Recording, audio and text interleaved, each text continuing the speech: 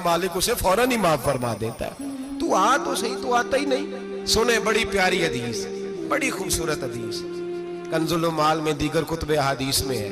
हजरत अबू हुरैरा रदी अल्लाह तआला अन्हु फरमाते एक बाबा जी नबी पाक की बारगाह में आए और जब वो वापस जाने लगे तो मैंने उम्र पूछी तो उम्र थी 96 साल। कहते हैं बुजुर्ग जब आए ना तो ये भवें जो है ना उनकी सफेद होके तो यूं आंखों पे आ गई। बड़ी छड़ी बाबा जी ने पकड़ी हुई और दोनों हाथ पकड़ के ना छड़ी के ऊपर झुके हुए हैं एक जानिब। कुर्बान जाऊं, कहते हैं जब वो बुजुर्ग मस्जिद में दाखिल हुए तो मेरे रसूल ने खड़े होकर इस्तकबाल फरमाया, खड़े हो। और नबी करीम सल्लल्लाहु अलैहि वसल्लम ने आगे बढ़ के बाबा जी को बाजू से पकड़ा और बिठाया। हुजूर बैठ गए। कहा बुजुर्गों कैसे आए हो? तो कहते हैं वो बाबा जी बात करते तो आंख खोल के पहले हुजूर का चेहरा देखते, फिर वो बात करते तो उनके लबो लहजे के अंदर बड़ी परेशानी, बड़ी तकलीफ, बड़ी मायूसी। अर्ज करने लगे या रसूल अल्लाह, हुजूर जिंदगी सारी गुनाहों में बीत गई है, हुजूर गलतियां ही गलतियां, याद माजी अजाब है, यार अब छीन ले मुझसे हाफजा मेरा। अल्लाह के रसूल बड़ी लंबी फहरिस्त है, पाप ही पाप है, काले स्याह दफ्तर है। या रसूल अल्लाह सल्लल्लाहु अलैहि वसल्लम जब पलट के देखता हूं हुजूर मुझे नेकी दिखाई नहीं देती। हुजूर इस उम्र में आपका एक सहाबी मिला है, उसने बात समझाई है तो थोड़ा ख्याल आया है, लेकिन या रसूल अल्लाह सल्लल्लाहु अलैहि वसल्लम अब मेरा वजूद बेकार हो गया है, हुजूर बूढ़ा हो गया। 3 बातें कही बुजुर्गों ने और निराली कही। कहने लगे या रसूल अल्लाह सल्लल्लाहु अलैहि वसल्लम, हुजूर अब तो मेरी कमर भी सीधी नहीं होती कि मैं नमाज ही सही अदा कर सकूं, बूढ़ा हो गया। या रसूल अल्लाह सल्लल्लाहु अलैहि वसल्लम अब मेरे अंदर ताकत नहीं कि मैं मेहनत मजदूरी करके सदके और खैरात दे सकूं। या रसूल अल्लाह सल्लल्लाहु अलैहि वसल्लम अब मैं तलवार लेके जिहाद भी नहीं कर सकता। हुजूर ना मैं लंबी नमाजें पढ़ सकता हूँ, आका ना मैं सदकातो खैरात दे सकता हूँ, महबूबा ना मैं दीन के लिए कोई जिहाद कर सकता हूँ। बेकार वजूद है, बेकार बेकार वजूद को तो घर वाले बर्दाश्त नहीं करते, बच्चे दुआ करते हैं या अल्लाह अब्बा जी को पर्दा दे दे, अम्मा को पर्दा दे दे। बेकार हो गया हूं और आज आया हूं तो मुझ बेकार को मेरा रब कबूल कर लेगा। आज कलमा पढ़ूं तो बेकार हूं, किसी काम का नहीं, ना नमाज ना सदकात ना जिहाद, कबूल कर लेगा। हजरत अबू हुरैरा फरमाते हैं जैसे बरसात में बारिश की झड़ी लगती है, यूं मुस्तफा की आंखों से झड़ी लग गई। हुजूर खोल के रोए, खोल के।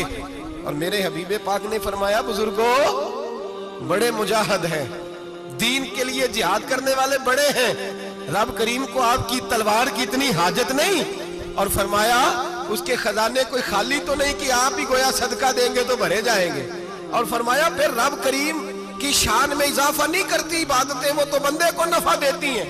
मैं बुजुर्गों ना आप जिहाद करें ना आप सदकात दे, ला लंबी नमाजें पढ़े, आप सिदक दिल से आ जाए, अल्लाह के रसूल का वादा है रब आपको बगैर हिसाब किताब जन्नत अता फरमा देगा।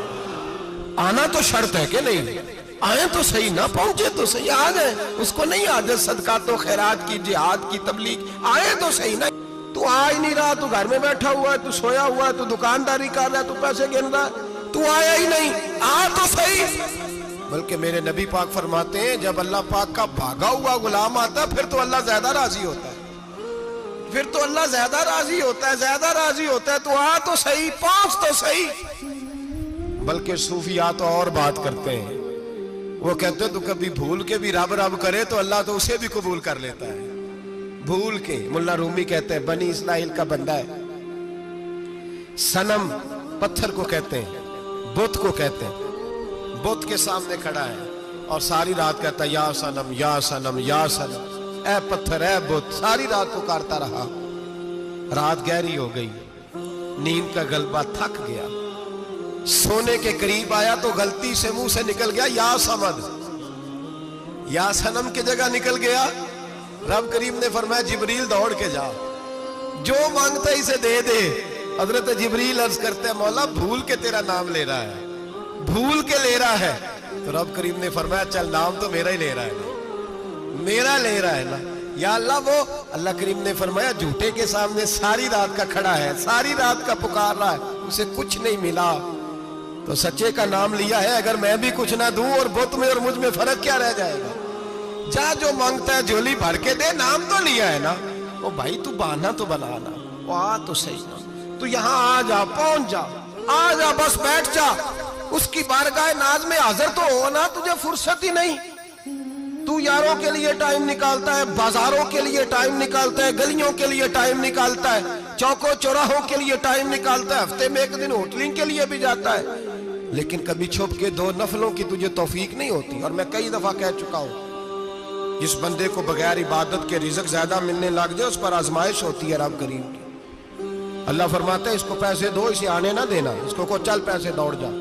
लोग समझते हैं मैं बड़ा ज़हीन हूं, अक्लमंद हूं, देखो मैं अपनी होशियारी से, चालाकी से आगे निकल गया। तो आजमाइश है, ये तो आजमाइश है रब करीम की तरफ से, ये तो उसकी खुफिया तदबीर है मेरे भाई। उसकी बारगाह नाज तक जो आ गया, आना तो हमारी जिम्मेदारी है कि नहीं? फिर उसकी रहमत आगे बढ़ के इस्तकबाल कर लेती है। और खुदा की रहमत कितनी ज्यादा है, मेरे हबीब करीम सैयद आलम सल्लल्लाहु अलैहि वसल्लम ने फरमाया अल्लाह ने अपनी रहमत के 100 हिस्से किए।